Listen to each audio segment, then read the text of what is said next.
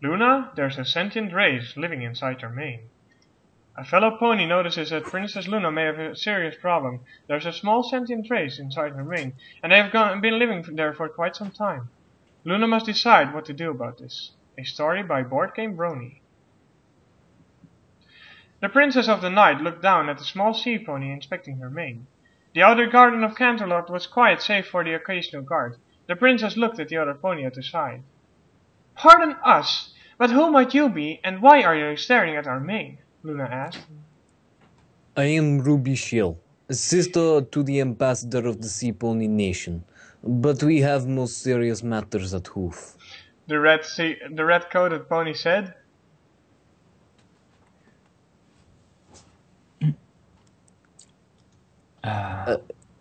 Isn't this Luna? No. Or... Oh. You appear to have something in your mane.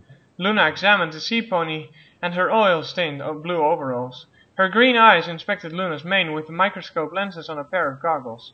She raised the magnifier and nodded. Yep, I'm afraid to say this, but Luna, you have a sentient race inside your mane. The princess stared. She started to laugh. Dear subject, you are quite the entertainer. How could a race of anything live inside our mane? It is composed of magnificent fields of stars, galaxies, and nebulae, all swirling around inside a cosmic mass of light and solar waves. Yes, all of that is true, Ruby Shell said.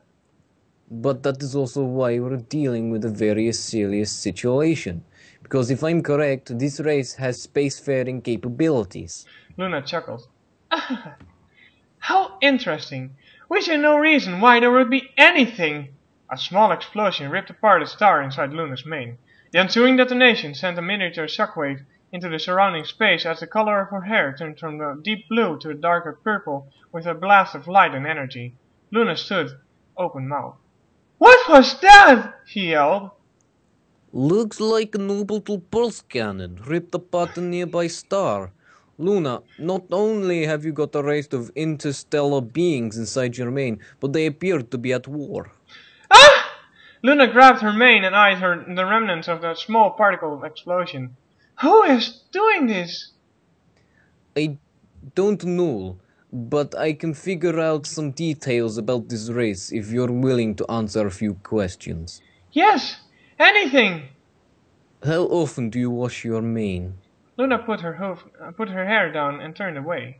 Her face grew red. When was the last time you washed it? Ruby asked. Luna scratched the ground in front of her with a hoof. Our mane does not take the water very well. It is made of space. Why would we need to attend to it? Space attends to itself. Ruby raised an eyebrow. Luna, you're not over 1,000 years old and you've never washed your mane? Luna looked away and then nodded. No wonder this race has had all this time to move beyond their simple biology into a space age.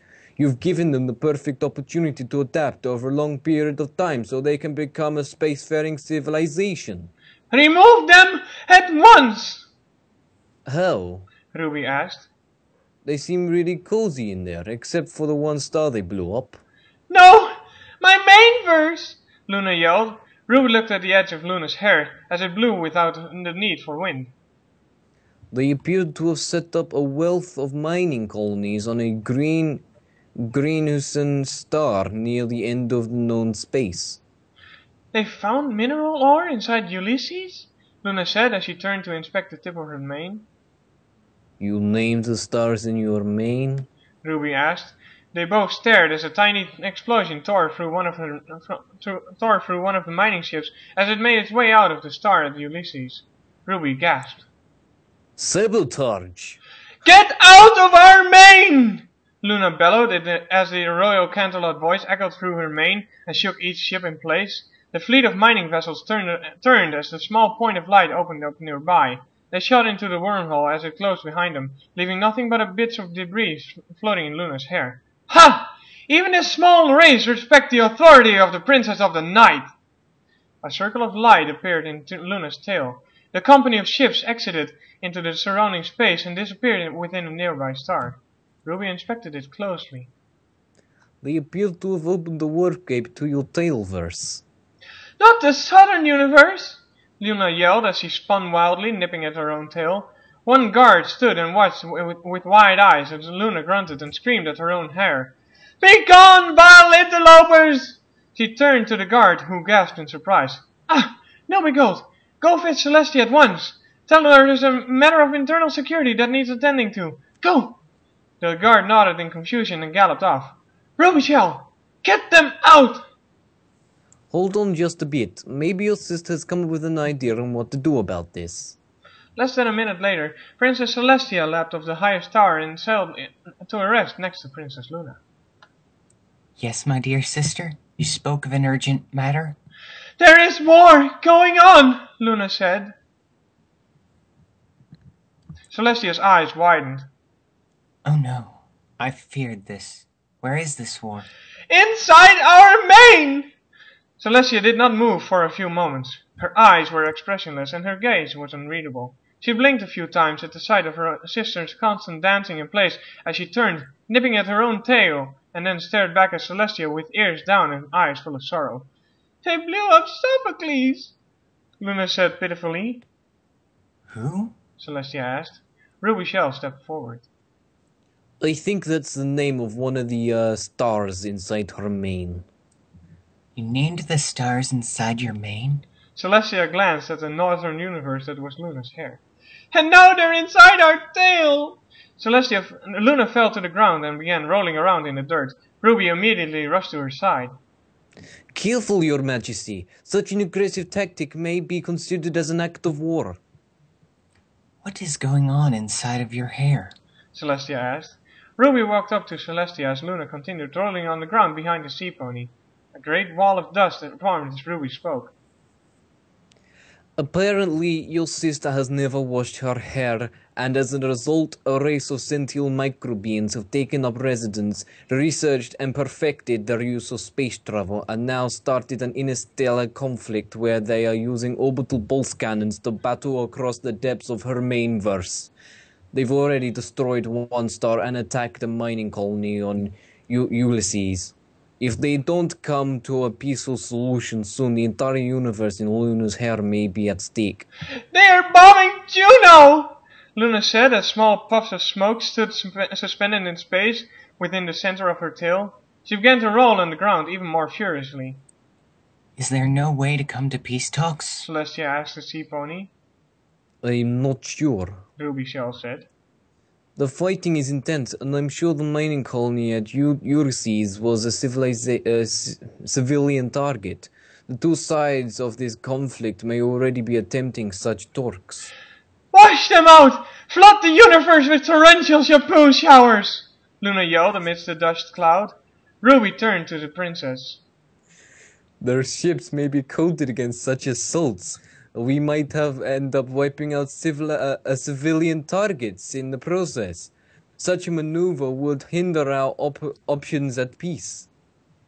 Right. Celestia said. And I don't think the extermination of an entire race would sit well with any pony. They are lies! Luna yelled.